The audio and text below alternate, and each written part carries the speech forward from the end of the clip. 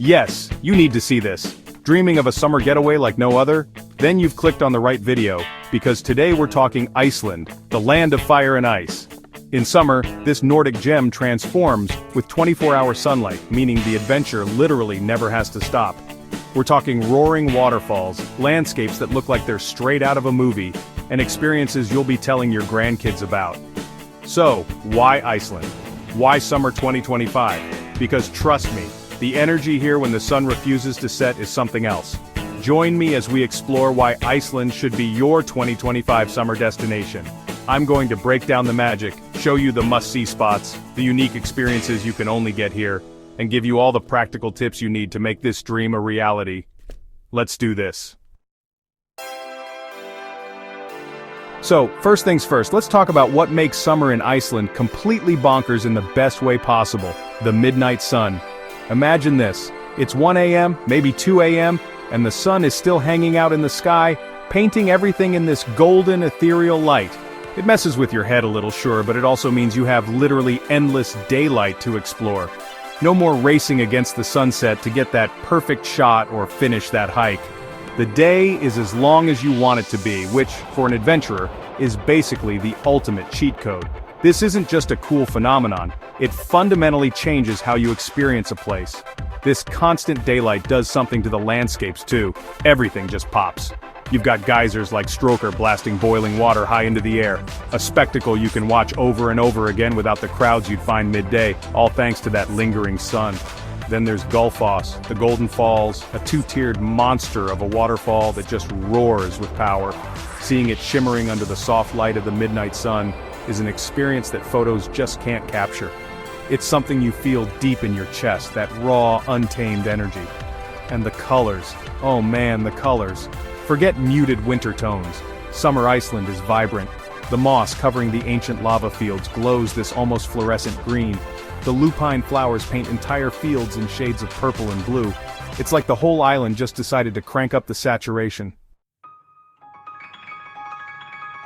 Alright, now that you get the vibe of summer in Iceland, let's dive into the spots that are, in my opinion, non-negotiable. First up, and look, it might seem touristy, but you have to experience the Blue Lagoon. There's a reason it's famous. Soaking in those milky blue geothermal waters, surrounded by black lava fields with steam rising all around you, it's otherworldly. It's the perfect way to unwind after a long flight or a strenuous hike. Pro tip: book way in advance, especially in summer. Then we chase waterfalls. And Iceland, my friends, is the undisputed champion of waterfalls.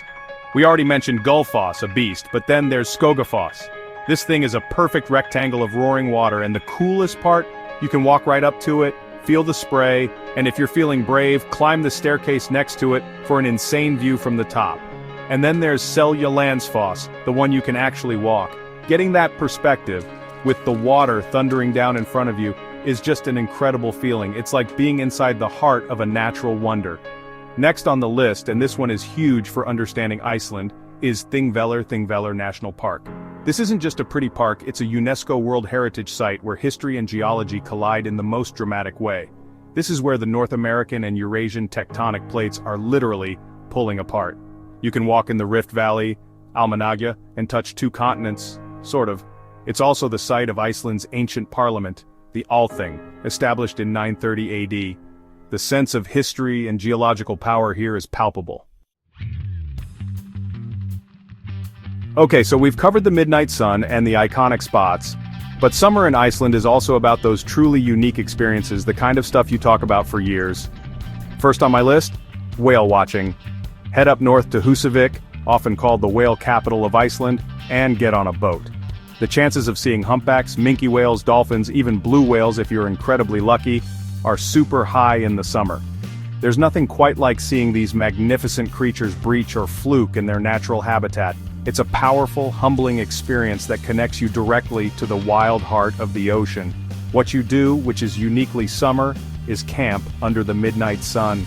Imagine setting up your tent in some breathtakingly beautiful, remote spot, and it never truly gets dark. You can read a book outside your tent at midnight, cook dinner with the sun still warming your face. It's a surreal and incredibly liberating experience. There are designated campsites all over, many with fantastic facilities, or if you're properly equipped and informed about the rules, you can find more secluded spots. Just be sure to respect nature and leave no trace, always. That's rule number 1.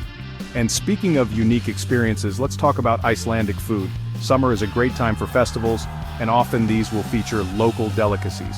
Now, some of it is adventurous. You've probably heard of hakarl, fermented shark. Yes, it's intense, but hey, when in Iceland, right? At least try a tiny piece, just for the story.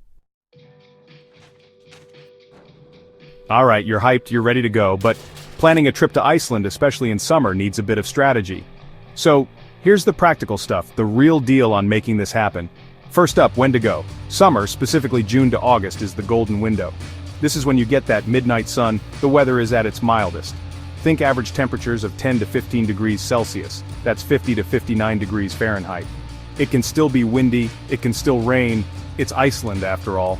But generally, it's prime time for all the outdoor activities we've been talking about. Flights.